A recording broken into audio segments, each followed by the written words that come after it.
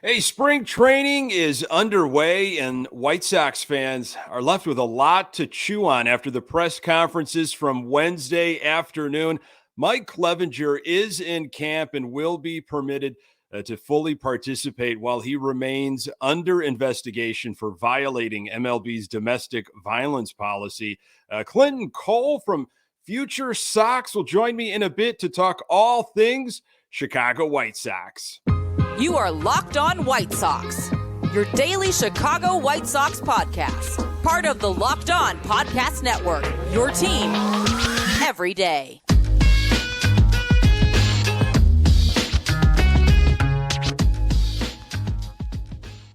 Hey, Sox fans, welcome to Locked On White Sox. Thank you for making Locked On White Sox your first listen each and every day. We're free and available on all platforms. Follow us on Twitter at Locked On Sox. Also subscribe to our YouTube channel.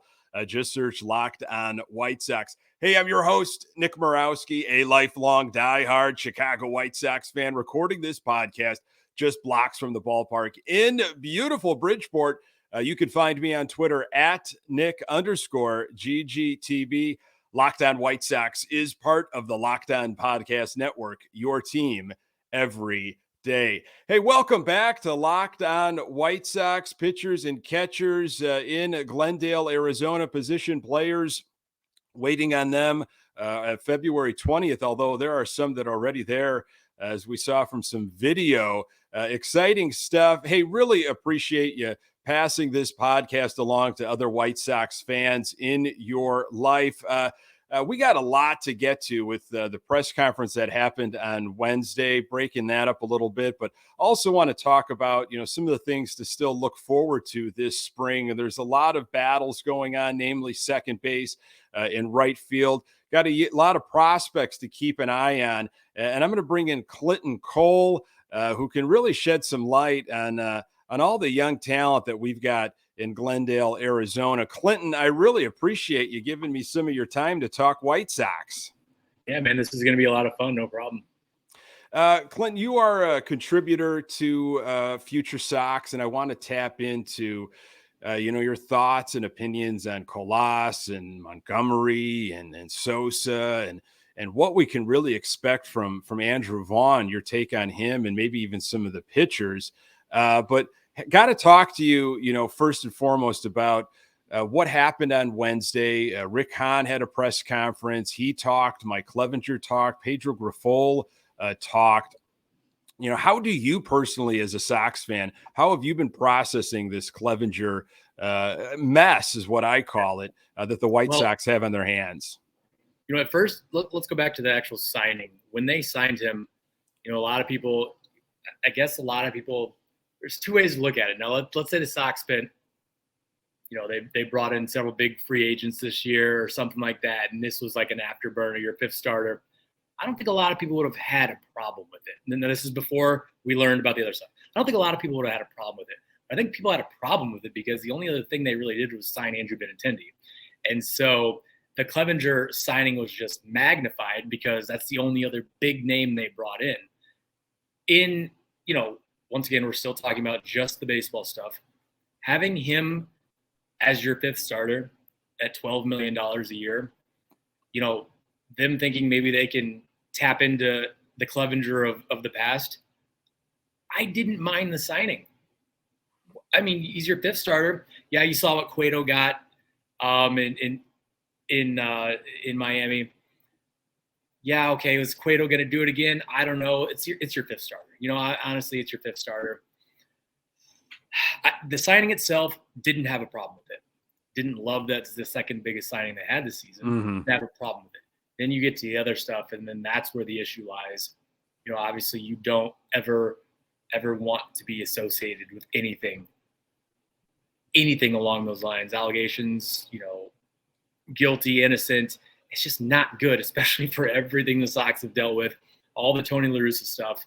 It seemed like they turned a page with Pedro, and then they do this. So baseball-wise, didn't have a problem with it. Other stuff, obviously had a problem with it.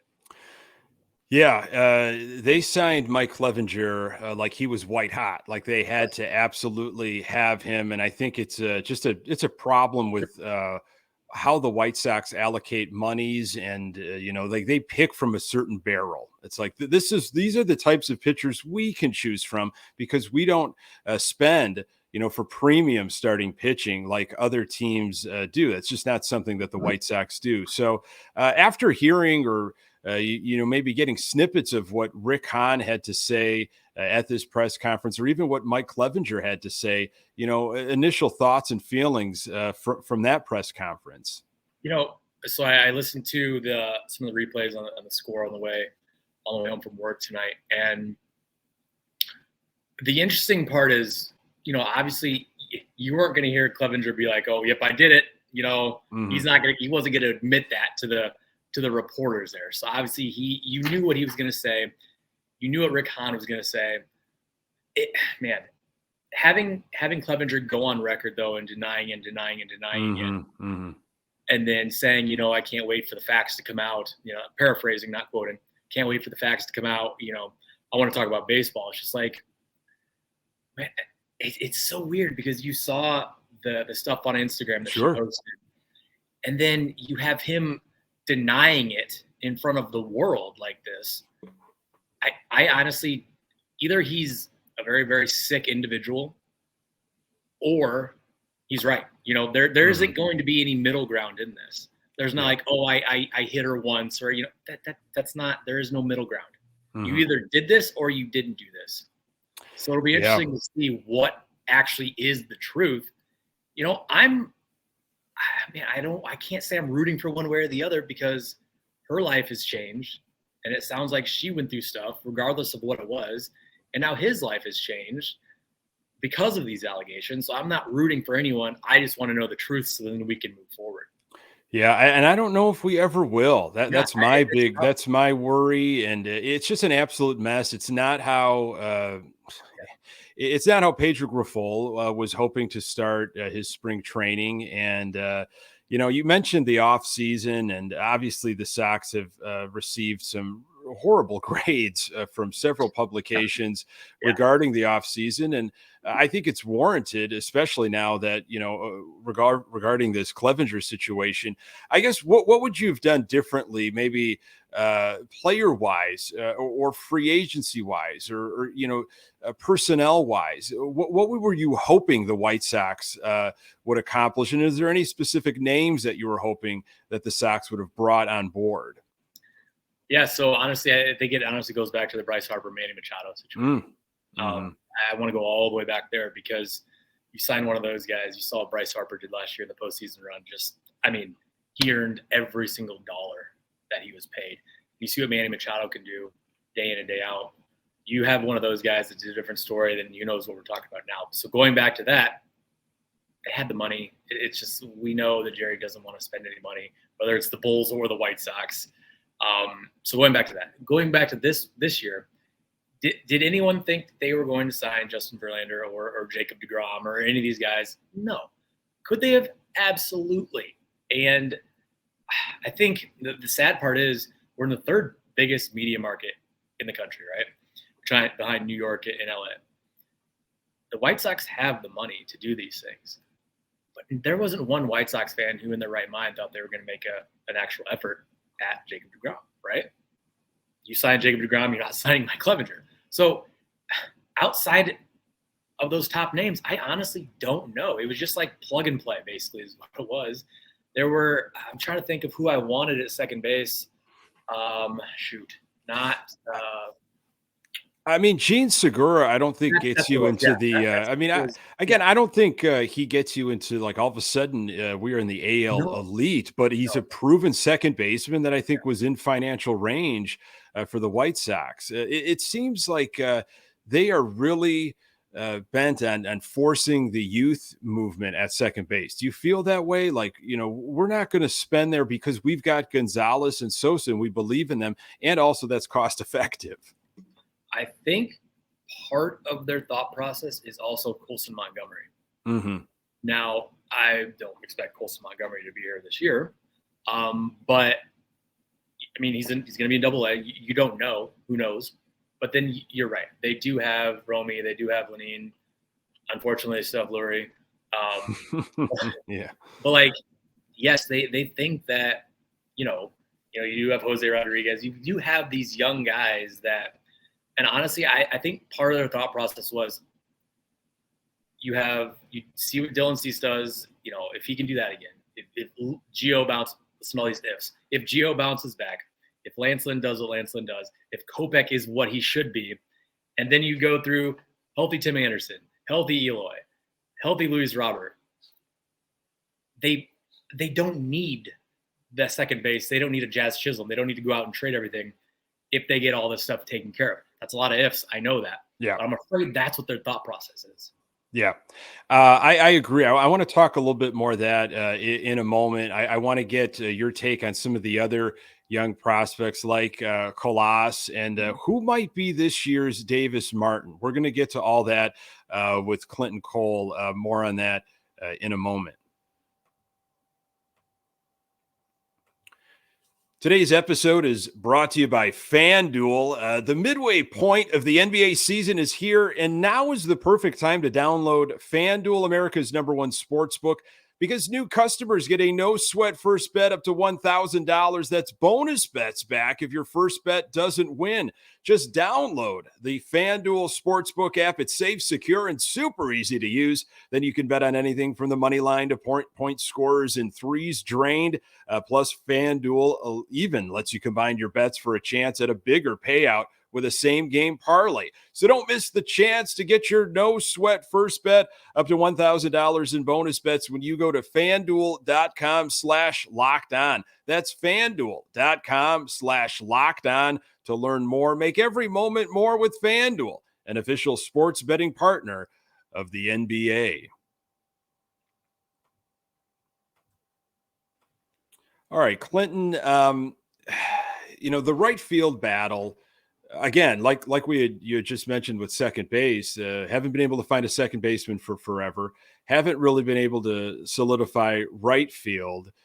Eloy wants it. He's not going to get it. He shouldn't get it. He's going to be your designated hitter. So you've got a bit of a battle, but it really shouldn't be a battle, I guess. Even though Colas has, little experience in AAA, but the potential is high. He's an actual proven right fielder. What should we realistically expect in your mind out of Oscar Colas? I'm going to read you. I posted this on Twitter about a month ago.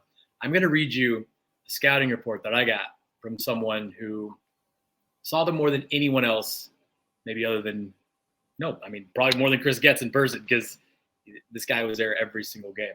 All right, here we go. Oscar is going to hit a lot of homers. He's got incredible bat speed and barrels up everything. He needs the challenge of big league pitching, but should hold his own. Defense is good enough for right field. He played in center field some, which was okay. There are about 15 clubs that feel he can play major league right field for 10 years, and then a few are not sure. Then he goes on to say, more power than Eloy and Robert. Robert is the best athlete, Eloy the best pure hitter. Good guy, fits in with the teammates. And then if he hits in spring, let him be the opening day right fielder.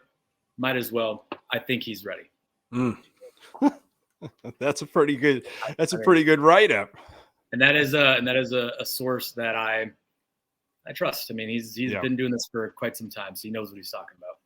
I think that I've heard a lot about him being able to mash the fastball, and I hope he puts on a show in spring training. I'm sure he will struggle with big league pitching. It's understandable. Everybody does go through those hurdles. I hope that he has the mentality and he will find comfort in a veteran. It sounds like Luis Robert has already started talking to him and in mentoring him a bit.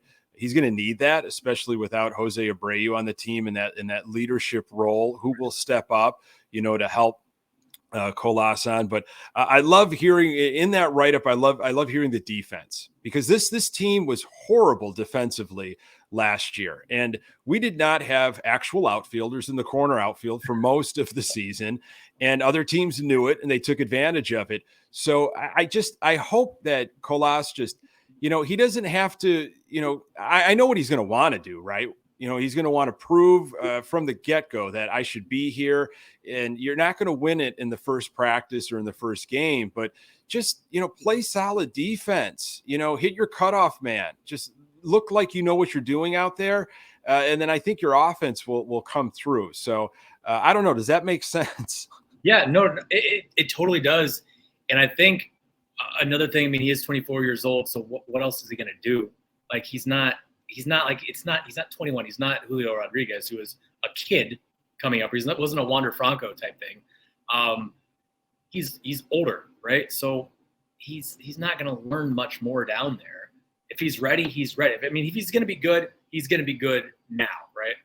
I think one of the good things is with this lineup having all the potential that it does, he can bat in the 8-hole, right? Or he can bat in the 7-hole with, if you want to put Grandal behind him, but definitely who is ever playing second base is going to bat 9th. But you don't need Colas to come in and hit 3rd. You don't need him to hit 4th, 2nd, 5th. That's taken care of. So I think that's going to take a lot of pressure off him as well. There are going to be people on base for him, and that's only going to help him, as he acclimates to Major League pitching.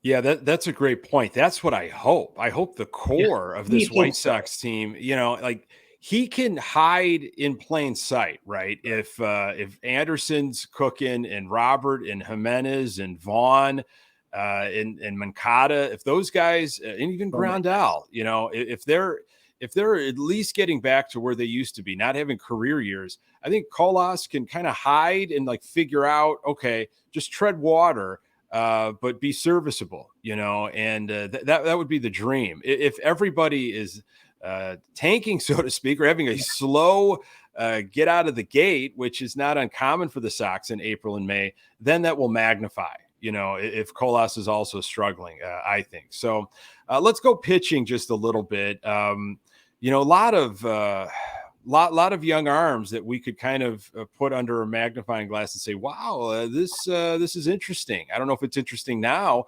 but, a guy like Schultz, when can we maybe see him? You hear about Burke and Thompson.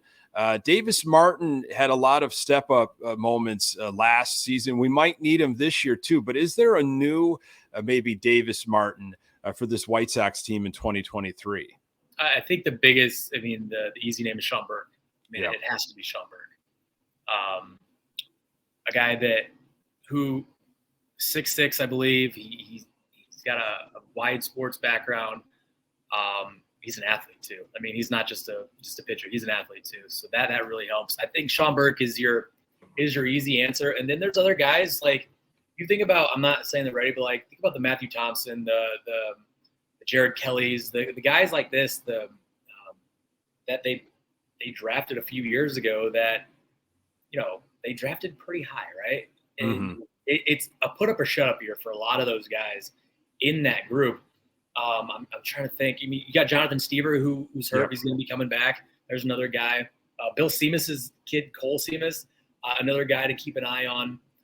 They've got a lot of different guys that are there. And then Vera, obviously, he's a little ways away. Those guys out of that group, I think that's probably your answer.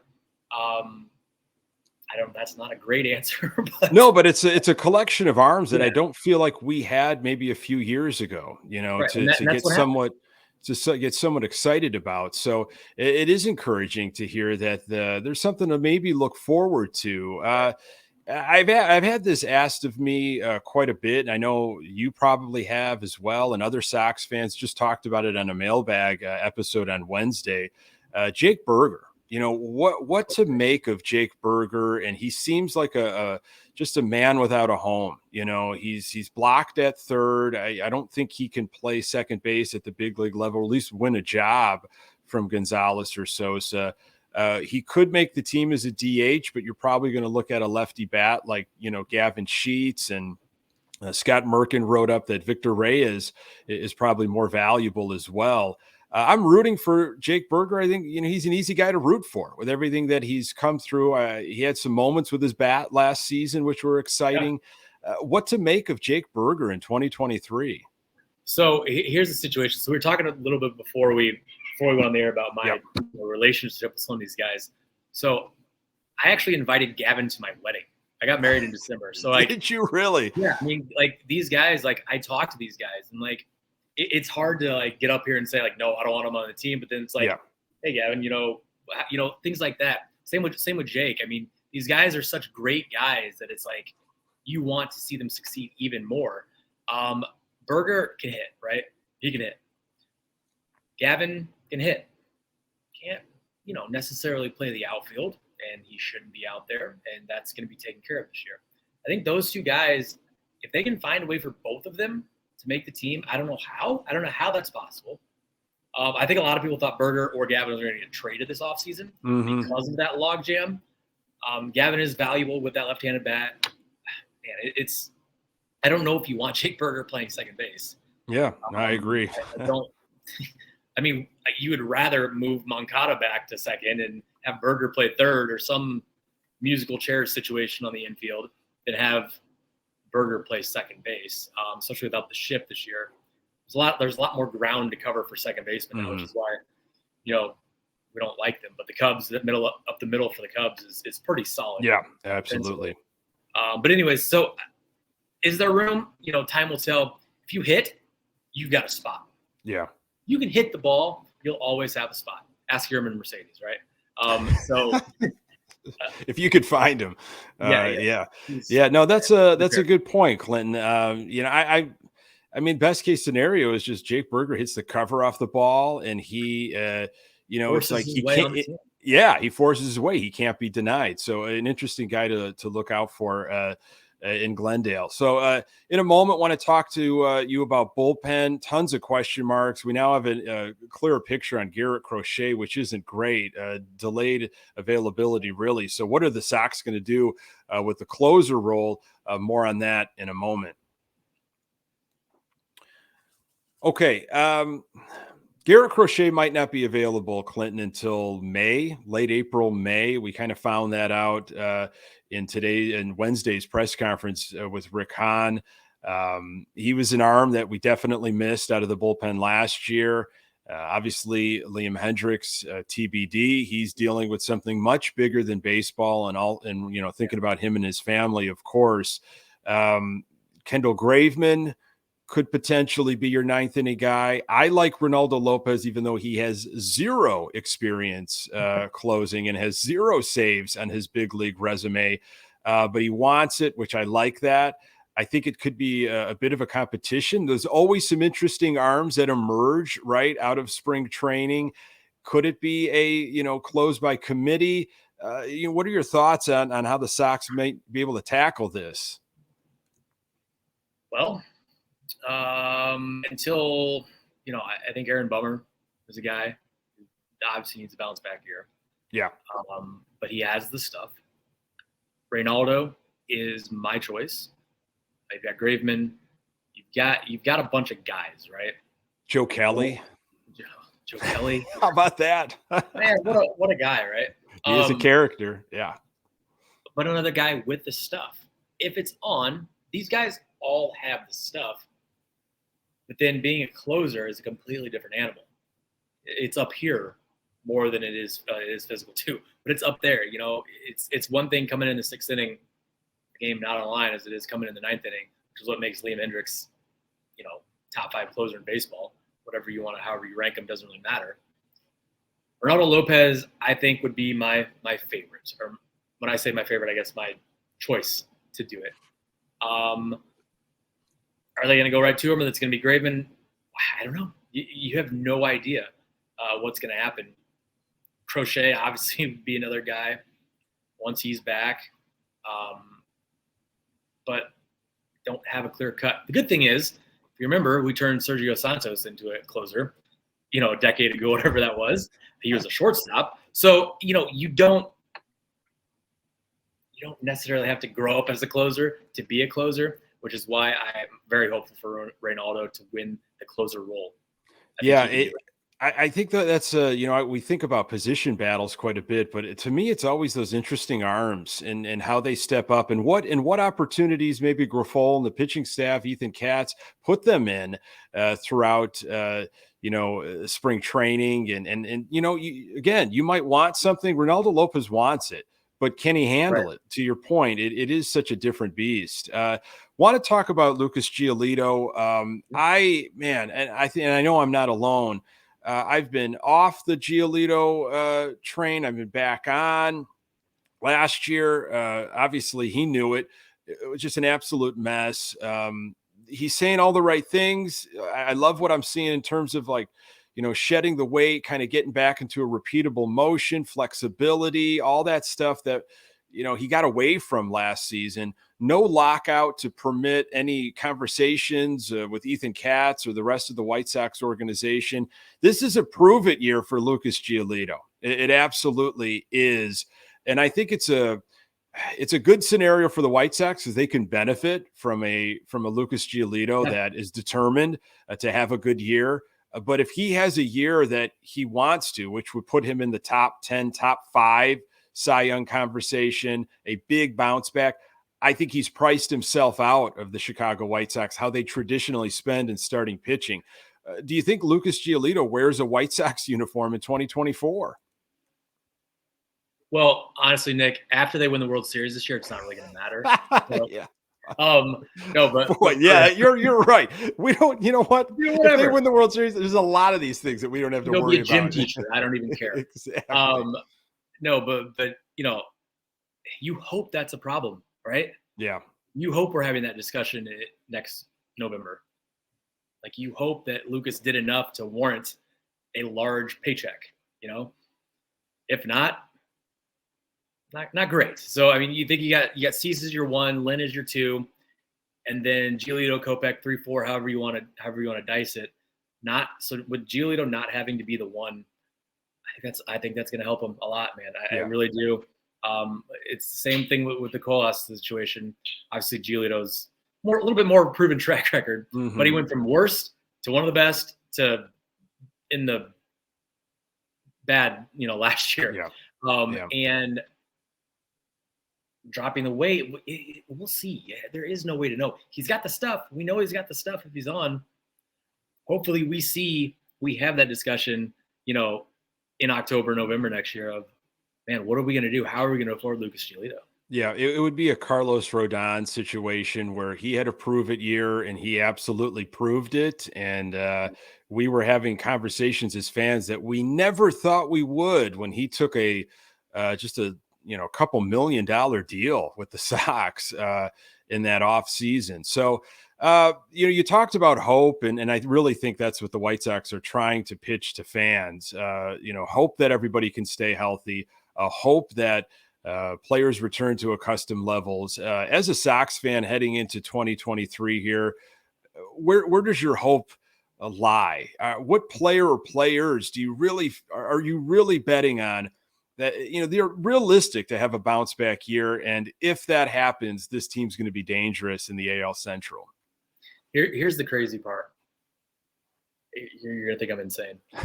Like, this team plays how they're capable. I mean, it's so bad because you don't know where the pitching is, but offensively, this lineup is as good as any team in baseball, which sounds stupid right now. I know. Like you get Grandal back to where he was. You get these are all ifs. Healthy Robert or healthy Luis Robert, healthy Eloy. Eloy can hit 40 home runs. Robert can be a 30-30 guy.